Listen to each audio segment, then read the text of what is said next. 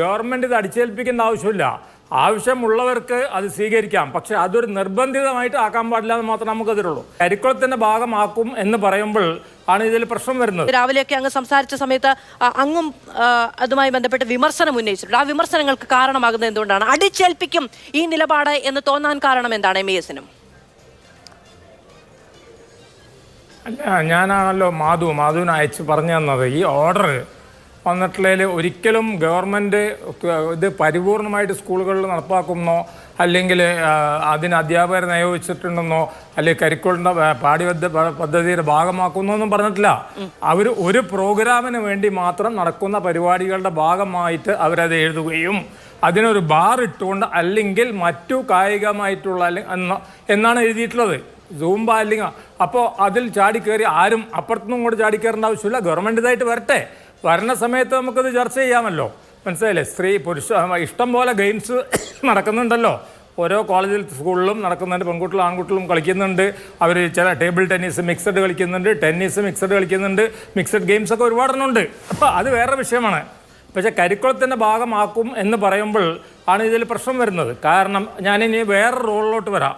ഞാനൊരു ന്യൂറോളജിസ്റ്റാണ്. ഞാനിതിൻ്റെ പഠനം അടിച്ചു നോക്കിയിട്ടുണ്ട്. ഇത്തരത്തിലുള്ള ഒരു കാലഘട്ടത്തിൽ ഐസോമെട്രിക് എക്സസൈസ്, ബുൾഡോസർ, വേറെ യോഗ, വേറെ തരത്തിൽ മനസ്സിലായ വേറെ ഇത് നടപ്പാക്കിക്കൊണ്ടിരിക്കുന്ന കാര്യങ്ങളാണ്. അതുമാതിരി പല കാര്യങ്ങളും നടപ്പാക്കി നോക്കിയിട്ടുണ്ട്. പിന്നീട് അതിന് ഹെൽത്ത് പ്രോബ്ലം ഉണ്ടെന്ന് മനസ്സിലാക്കിയിട്ടുണ്ട്.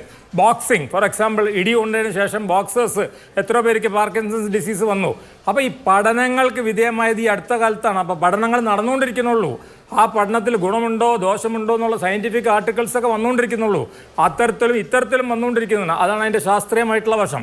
പിന്നെ മതപരമായിട്ടുള്ള വിഷയത്തെപ്പറ്റി ഒരു തമാശയോടുകൂടി ഞാൻ പറയാം.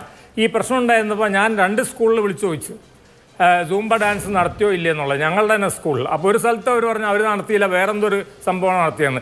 വേറെ സ്ഥലത്ത് പറഞ്ഞാൽ അവർ നടത്തിയെന്ന് പറഞ്ഞു. അപ്പോൾ ഇതിൽ ഗവൺമെൻറ് ഇത് അടിച്ചേൽപ്പിക്കേണ്ട ആവശ്യമില്ല. ആവശ്യമുള്ളവർക്ക് അത് സ്വീകരിക്കാം. പക്ഷെ അതൊരു നിർബന്ധിതമായിട്ട് ആക്കാൻ പാടില്ല എന്ന് മാത്രമേ നമുക്കതിലുള്ളൂ. ആസ് എൻ ഓപ്ഷൻ കൊടുക്കുന്നത് കൊണ്ട് യാതൊരു കുഴപ്പമില്ല.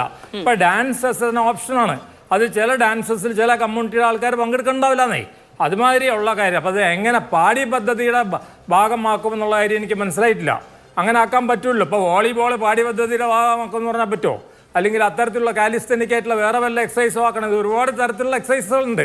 അപ്പോൾ അതാണുള്ളത്. അപ്പോൾ നമ്മളിപ്പോൾ ചാടിക്കയറിയിട്ട് ഏതെങ്കിലും ഒരു മതപണ്ഡിതൻ പറഞ്ഞതെന്ന് വിചാരിച്ചിട്ട് മതസംഘടനകൾ ഒന്നിച്ചൊരു തീരുമാനത്തിൽ അവർ പോയിട്ടില്ല. ഇനി അടുത്തത്, മതസംഘടനകൾ ഒരു തീരുമാനം എടുത്താലും ഞങ്ങളുടെ സമുദായത്തെ സംബന്ധിച്ചിടത്തോളം ആ മതസംഘടനകൾ തീരുമാനിക്കുന്നൊന്നുമല്ല സ്ഥാപനങ്ങളൊക്കെ നടപ്പാക്കുന്നത്. ഞങ്ങളുടെ സംഘടന അതിനൊരു തെളിവാണ്. ഞങ്ങളുടെ സംഘടനയുടെ ഇതനുസരിച്ചിട്ടാണ് നടപ്പാക്കുന്നത്. അതുമാതിരി തന്നെ ഇൻഡിവിജ്വൽ സ്കൂളുകളുണ്ട്, മുസ്ലിം മാനേജ്മെൻ്റ് ഉള്ളത്, അവർക്ക് ഇഷ്ടമുള്ളതാണ്. പ്രൈവറ്റ് സ്കൂളുകളുണ്ട്. CBSE ബോർഡിൽ നിന്ന് നമുക്ക് യാതൊരു തരത്തിലുള്ള നിർദ്ദേശവും കേന്ദ്ര ഗവൺമെൻറ് കിട്ടിയിട്ടില്ല. ഇനി വരേണെങ്കിൽ തന്നെ അവർ യോഗയെ പറയുള്ളൂ. അപ്പോൾ ആ നിലക്ക് നമ്മൾ കയറിയിട്ട് ഇതൊരു വലിയൊരു വിവാദമാക്കുന്നൊരു കാര്യമില്ല. പിന്നെ ഞാൻ നേരത്തെ ഇടപെടാനുള്ള കാരണം വേറൊന്നും ഉണ്ടല്ല. ആരിഫ് ഹുസൈൻ തെരുവത്ത് ഒരു എക്സ് മുസ്ലിമാണ്. അദ്ദേഹത്തിൻ്റെ മെയിൻ സ്വഭാവം മുസ്ലിങ്ങളെ വിമർശിക്കുക എന്നുള്ളതാണ്.